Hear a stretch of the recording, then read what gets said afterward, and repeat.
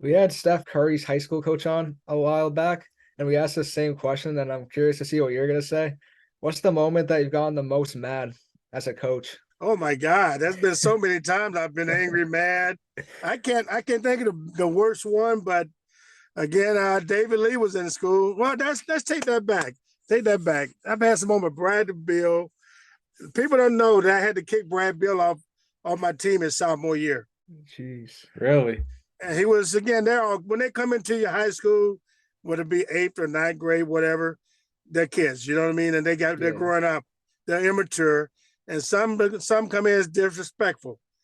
And Bradley disrespected one of my assistant coaches, and his mom got mad at me because Bradley was in tears. He was crying, and she approached me, and I stopped her before she could say one word. And I asked her a question. I said, "Hey, if Bradley disrespected you, what would you do to him?"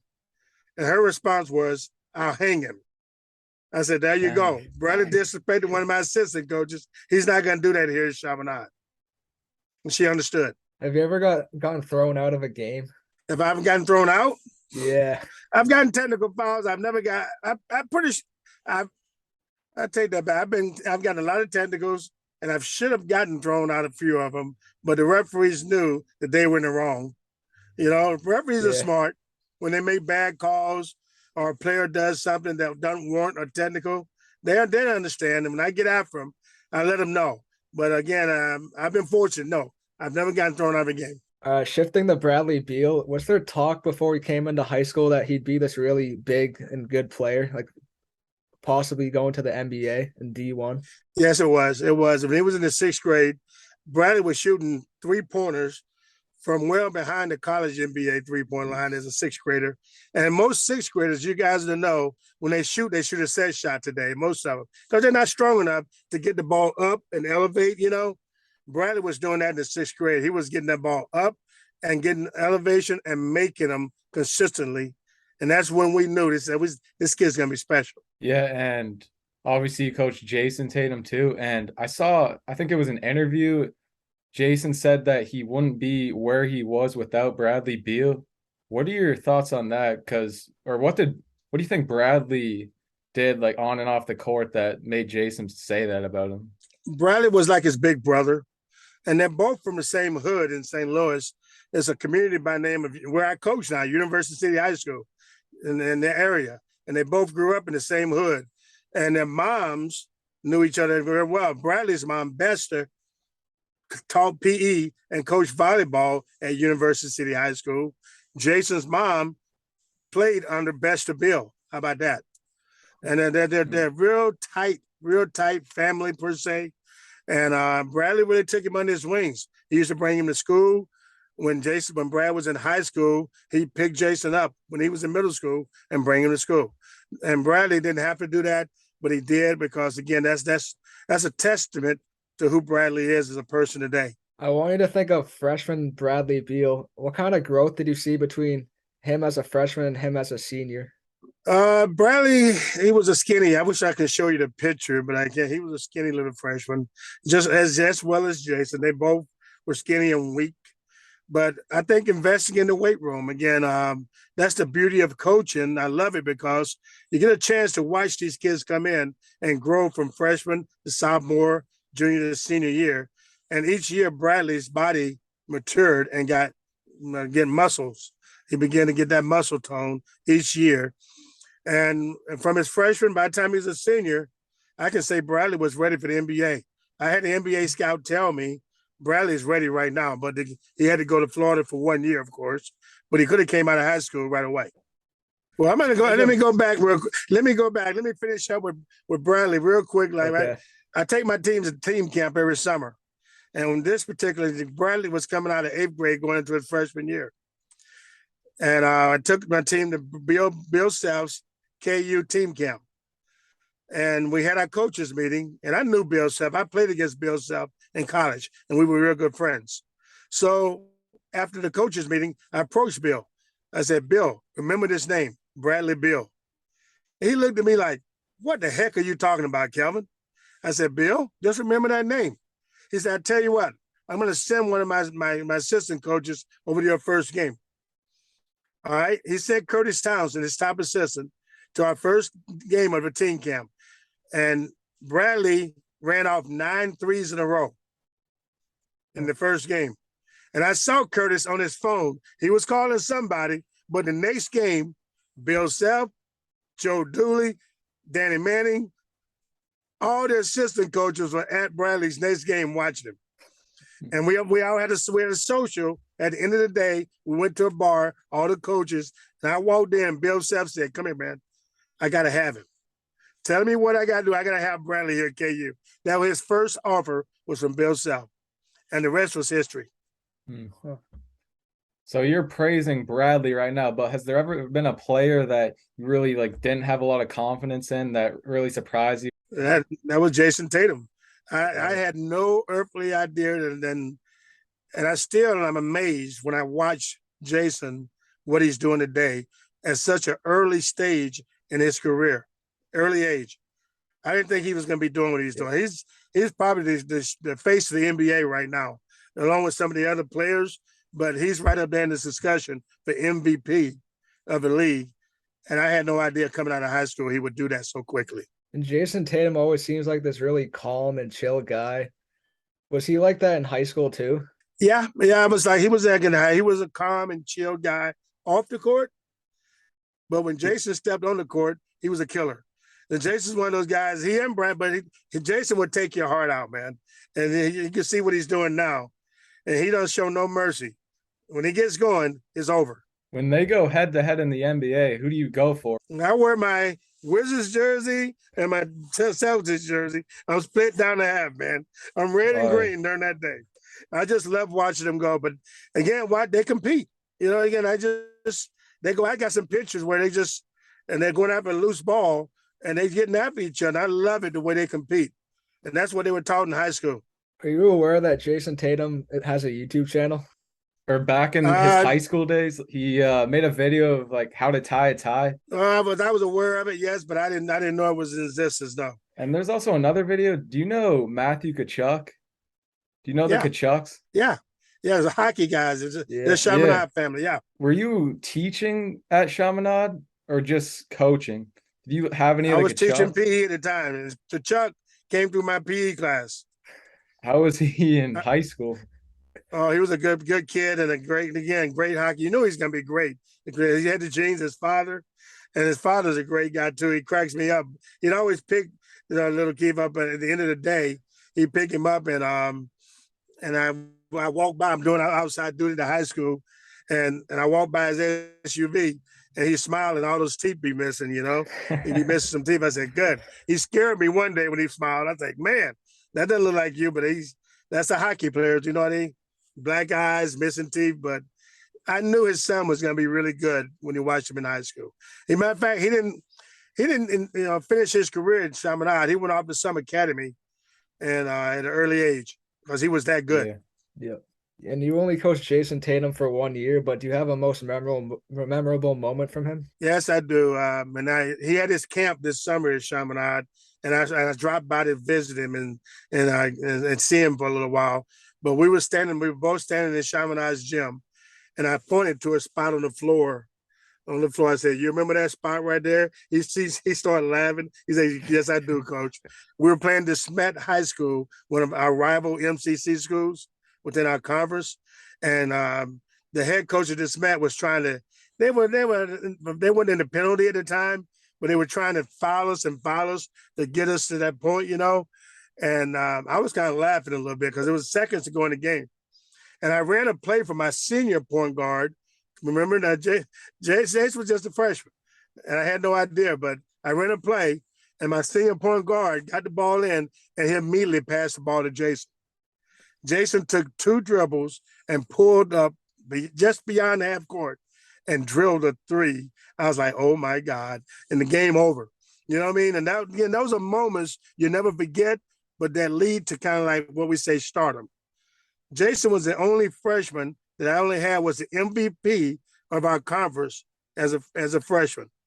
And that has never been done in our league. And we've had great players come to our conference. We're talking Larry Hughes, David Lee, all the great players. Jayson did some things as a freshman. Those guys never did. So you've coached 4 players that made it to the NBA. From the Chaminade, same right? high school. Yeah. I've coached a few more. How does that make you feel that you kind of had an impact on their life growing up? Words can explain. They can explain. There's a lot of adjectives. I'm grateful and I'm blessed. You know what I mean? Again, grateful and blessed to the fact that the parents of those guys allowed me to coach and mentor their son. You know, a lot of parents, they didn't have to do that, but they believed in me. And again, in the program, especially when David Lee showed up, that's when the program really took off. The head coach at Chaminade now, Frank Bennett, played. He was on the same team with David Lee, and that was a great team as well.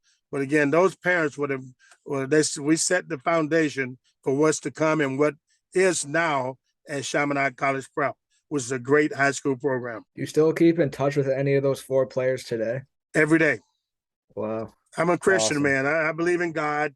And every day and part of my routine, I get up at 4:30, work out in the mornings, and then I have my quiet time and I read my Bible and I do a devotional every day when I send to my kids and my family. And I make sure my former players, my current players at my school, they receive my devotionals every day.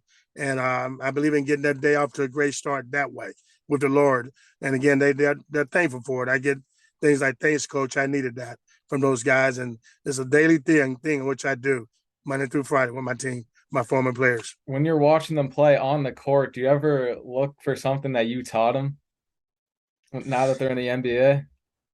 Yeah, and again, I even go when they were in college. I used to go watch them play, and I still do today. But when they do something, I say, "You remember that drill we did?" And when you're in high school, and they laugh, you know. And Bradley, I went and spent 3 days with him in D.C. And when I got to the airport, his wife picked me up and drove me. We went straight to the game, and he didn't know I was there. But I had great seats right behind the back, right underneath the basket near the Wizards bench. And Bradley was in the game and going up and down. And in high school, I would say certain things to my guys, you know, when we leave the locker room. With Brad, it was rise up. That means get elevation on your shot. You know, when Bradley rose up, game over. You know what I mean? When they did it, shot it right, game over. So when I was at the Wizards game, he was going up and down. He got near me. I said, rise up. And I saw that smile on his face. You know what I mean? He knew I was there when I said that. You know, so again, that's priceless to me. And he just started going off because he knew he better rise up. You know, so again, Yeah. Jayson, my schedule and Jayson's schedule hadn't really coincided with each other as it should. But again, I've watched him play a couple of times, but Jayson was just one of those naturals. Again, I didn't have to say too much to him. You know, again, the difference between the two of them, I get that question a lot. What's the difference between Jayson and Brad? I said, they're 2 different type players.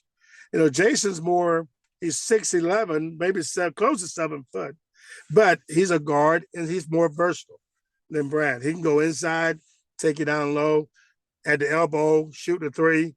He can do so much, take you off a dribble, skill set, and play the point guard. Brad can do those things too, but Jason's more versatile than Brad. If I had to pick one of them, I may have to go with Brad. I always say Brad because Wow. Brad's my guy. Both of them call me Pops anyway. They call me old Pops, but I had to go with Brad. Sorry, Jayson. I hope he's not listening. But again, I had Brad for all 4 of his years. Yeah. That makes a difference. You know what I mean? I only had Jayson for 1. That's why I said I saw Brad. I had the best seat in the house for 4 years with Brad. If they did a one-on-one, do you think Brad would win? Kind of a tough one. That's a tough question, my man. I would have it'll be a tie. Yeah. How about that? Yeah, we'll accept that. They helped me out of my camps, and I have shootouts with them. Because once upon a time, I could shoot the ball as well. You know, I was a pretty good shooter, and we have a shoot off in front of all my campers. And I remember Brad. I made about 6 threes in a row, and then Brad looked at me. He gave me that look. It was game over, man.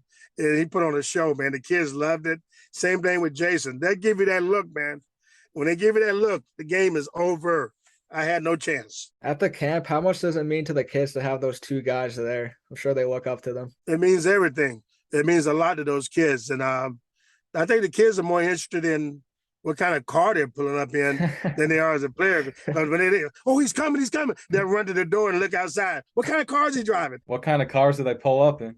Oh, Bentley. You know how it is. The Oh Bentley. yeah. Yeah. Oh, yeah. Laid out Bentleys, man. I love it. Do you think Jayson Tatum will win MVP this year? You can be biased if you want. Of course. It's going to be tough because my Yeah. man Joe, there was a Joe Kick. They called him, no, it was Joe Kick.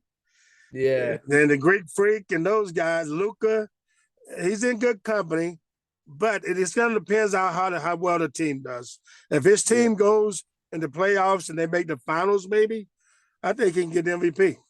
I really do. I think if they win the finals, it's a hands down yes. But it all depends on how his team does. Are you coaching any players right now that you think have a shot at the NBA? Well, again, since I've been here at U City, I coached at a school called St. Mary's Catholic All Boys School, and there's a point guard at St. Louis University now by the name of Yuri Collins, who lead the nations in assists right now. He's got a shot. He's got a chance. And as another player, since I've been here at U City, his name is Jalen Hampton. He's at Northwestern Louisiana University, and his coach told me this kid's a pro if he works on his skill set and gets that mid-range jumper down. Because when he was in high school, I coached some great players, but this kid can run and jump and dunk with the best of them now. Oh yeah. And then one more, I got to give a shout out to this next one now. My own son. Oh yeah. My son's a player. My son's a sophomore at Western Illinois University in Macomb, Illinois, and he's got a chance. He's 6'8", and he can shoot the ball as well. How cool is it to watch him on TV? Oh, it's awesome. It is awesome. I watched my son yesterday. I watch all of them play, man. Yeah. But it's just awesome. I just sit back and relax, and I be yelling through the television too. I be getting on them. They can't hear me, but I be yelling at them. How does your son feel that you've coached all these NBA superstars? Well, my son was blessed that he was young enough. He got a chance to watch those guys in high school.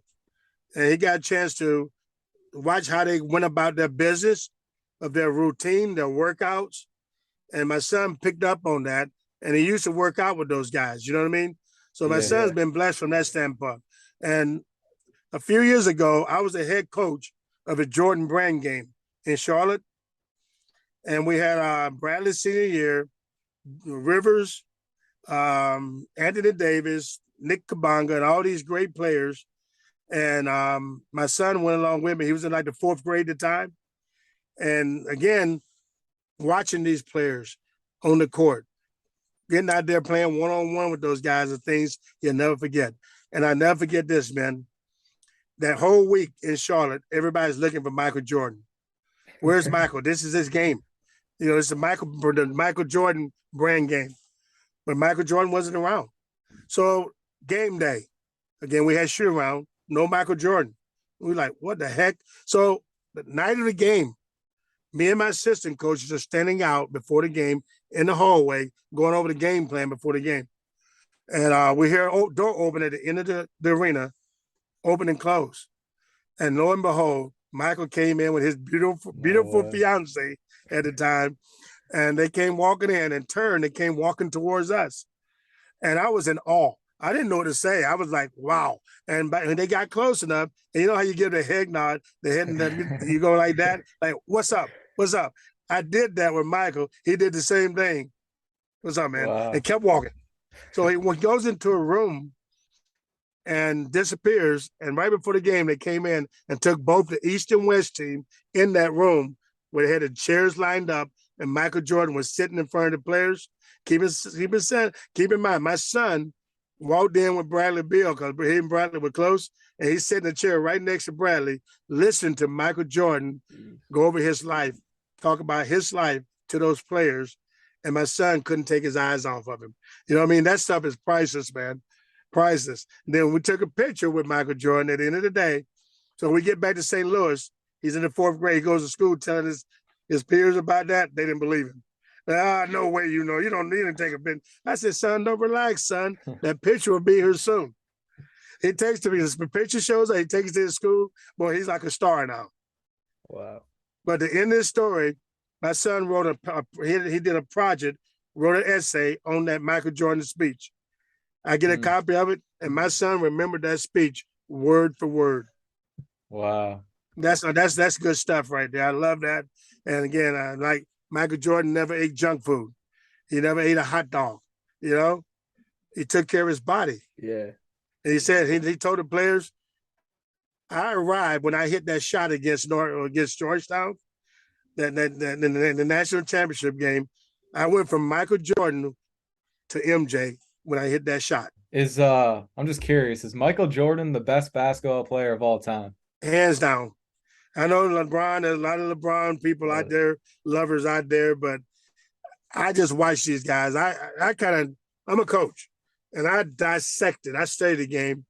Michael Jordan, I'm going to put him and Kobe up on the same level. They have offensive moves, man. They go jab left, go right. They can do some stuff with pull-ups. You know what I mean?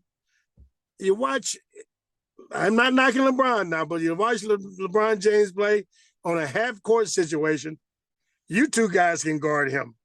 I don't know about that. We don't even play basketball. So you guys can keep him in front of you. I know it'll be tough, but you can do it because he don't have that boom, boom to get by you.